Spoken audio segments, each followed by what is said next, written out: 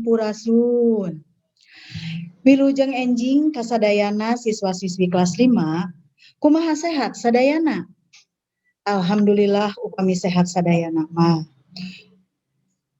Apa naha ayeuna hadir sadayana?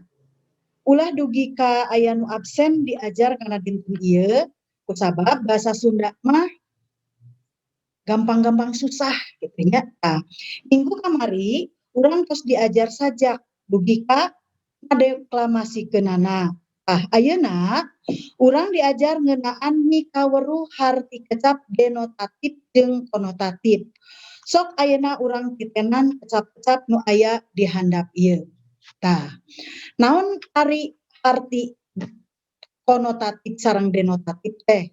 Harti kecap konotatif nyaeta kecap-kecap anu teu langsung atawa injeman atanapi kiasan. Injeman teh kiasan. Eta teh nu ngandung harti kecap teu langsung. Upami harti kecap denotatif mah langsung atanapi sabenerna. Nuduhkeun barang mah aya, jungkrunganana aya, henteu dijieun-jieun. Eta mah nu kalebet kana harti kecap denotatif. Ayeuna urang tinggal titenan kecap-kecap anu didengdekeun dina kalimah ieu di handap. Manuk dina tangkal keur ngahariring. Neng Rini keur ngahariring kawih Sunda. Dina 2 kalimah di luhur teh aya kecap ngahariring. Sok sanajan kecapna sarua tapi ngandung harti anu beda. Ari dina kalimah kahiji mah ngandung harti sora-sora manuk nu disada nya, manuk dina tangkal keur ngahariring eta mah sora-sora manuk nu disada. Upami kalimah anu kadua maksudna ngandung harti sora anu dihaleuangkeun ku manusa atanapi ngawih. Anu kahiji lebetna kana kalimah denotatif. Sedengkeun anu kadua kalebetna kalimah konotatif. Sok sanaos kecapna sami hariring anu kahiji sareng hariring anu kadua tapi ngandung harti anu beda. Kartos teu? Nya eta kecap hariring anu kecapna sami anu ngandung hartina beda. Eta nu kalebet denotatif anu mana, konotatif anu mana. Denotatif mah nyaeta kecap anu langsung anu sabenerna eta denotatif. Sedengkeun konotatif mah arti kecapna injeman atanapi kiasan diumpamakeun. Da moal mungkin manuk ngahariring da manuk mah teu tiasa nyarios. Anu sok hahariringan mah nyaeta jalmi atanapi manusa. Ari di dieu diibaratkeunana diumpamakeunana manuk dina tangkal keur ngahariring. Jadi keur disararada aya sora-sora manuk anu disada. Kahartosnya. Terus di dieu di handap aya contoh kecap eta nyimpen gelas teh ulah luhur teuing bisi peupeus. Sareng aya deui kalimah jang dedi mah lamun ngomong jeung batur teh sok rada luhur wae. Sami nya kecapna. Kecap nu kahiji luhur, kecap anu kadua oge luhur. Anu didengdekeunana atanapi anu dikandelan teh sami nyaeta kecap luhur. Tapi dina dua kalimah eta aya kecap luhur teh ngandung harti anu beda. Harti kecap nu kahiji nyaeta langsung. Eta nyimpen gelas teh ulah luhur teuing bisi peupeus. Upami kagedor pasti ragrag. Mun gelas kagedor ragrag pasti bakalan peupeus. Eta mah nu sabenerna langsung tos pasti. Arti kecap anu kadua nyaeta konotatif, harti kecap injeman atanapi kiasan. Naon Bu cenah ari jang dedi mah lamun ngomong jeung batur teh sok rada luhur wae. Maksudna luhur di dieu teh harti injemanana atanapi harti kiasanana nyaeta mun nyarios teh sok rada luhur cenah kitu. Luhur di dieu teh nyaeta sombong, adigung, gede hulu, upami bahasa Sunda mah sombong teh gitu ya. Nu kitu.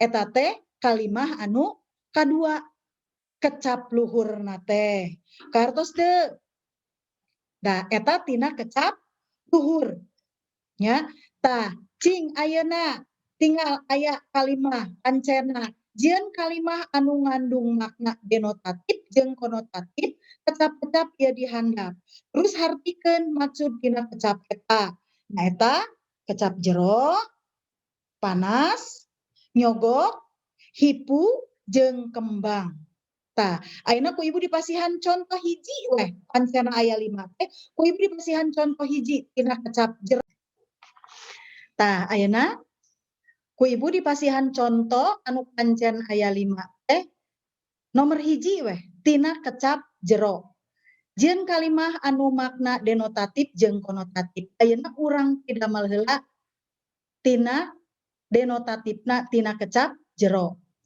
nunda barang teh ulah jero teuing bisi hese kapanggihna tah eta denotatif lamun anu konotatif mah lamun aya kasedih teh ulah sok jero teuing bisi matak gering engke geus gering bakal gelo tah eta nya tah ayeuna anu ngandung harti tina dua kecap jero eta teh anu kahiji ngandung makna denotatif anu kadua ngandung makna konotatif nu mana nu anu disebatkeun denotatifna eta nu tadi upami urang nyimpen barang jero teuing bisi hese kapanggihna jero tepikeun ka jero mun barang simpen tadi jero pisan hese kapendakna jadi kedah rada kapayunkeun nah eta harti anu sabenerna anu langsung eta mah nu langsung sabenerna nuduhkeun barangna aya mun urang barang simpen teh nah upami konotatif mah eta injeman harti kiasan nu moal mungkin lamun aya kasedih teh ulah sok jero teuing bisi matak gering maksudna jero di dieu teh nyaeta ulah dipikiran teuing ulah nepikeun ka sa lila-lila kumaha-kumaha teh bisi gering jero di dinya teh jadi nu dipikiran ku urang eta tina kecap jero kartos teu nya tah eta kecap-kecap anu kalebet kana harti kecap denotatif sareng konotatif salaresna eta teh atos di hidup di kelas anu sata acan kelas 5 oge sararesna mah tiasa eta teh nya dina kecap denotatif sareng konotatif teh salaresna mah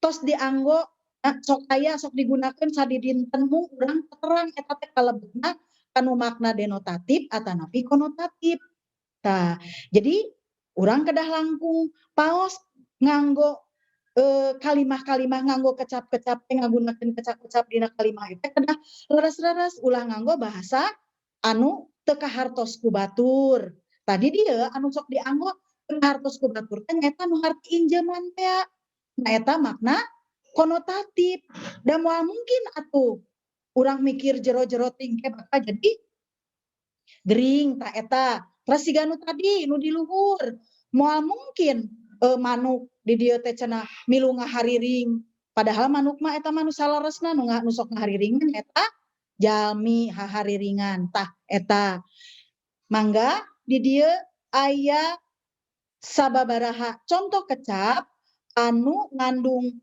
maknana dipidamel denotatif sareng makna konotatif tina kecap panas nyogok anu didugikeun ku ibu mangga upami aya anu teu ngartos biasa di luar ieu ka guruna masing-masing tugasna pancena di kawitan dipidamel ku hidup sadayana mung opat soal ngagunakeun makna denotatif sareng konotatif teh tah ku kituna aya anu teu kahartos tina kecap-kecap anu ku ibu didugikeun ibu nyuhungkeun dihapunten samodea kalepatan da ieu mah bahasa Sunda nyaeta hese oge kadang-kadang sok babari oge ngagunakeunana ku kituna ibu nyuhungkeun dihapunten samodea kalepatan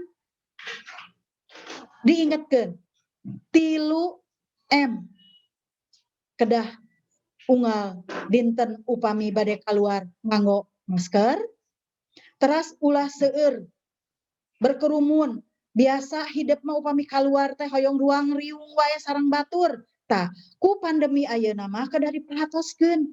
Tekenging eta teh upami urang keluar teu nganggo masker, urang teu kenging ruang riung, terus nu hiji deui emna teh naon deui nya? Jaga jarak. Nyata ulah berkerumun teh ya. Jaga jarak sareng nu sanes. Kamana-mana urang teh upami tos keluar nganggo masker dugi ka bumi enggal. Wawasuh panangan, bersihan panangan teh ya, ulah tos ti mana teh kalebet teh henteu bararesih ayeuna mah kedah salawasna bersih. Mudah-mudahan kapayuna urang sadayana tiasa pendak deui, tiasa pajogrok langsung, siarap tiasa papayun-payun langsung, tiasa diajar sasarengan. Ukituna hapunten samudaya kalepatan. Wabillahi taufik wal hidayah. Wassalamualaikum warahmatullahi wabarakatuh.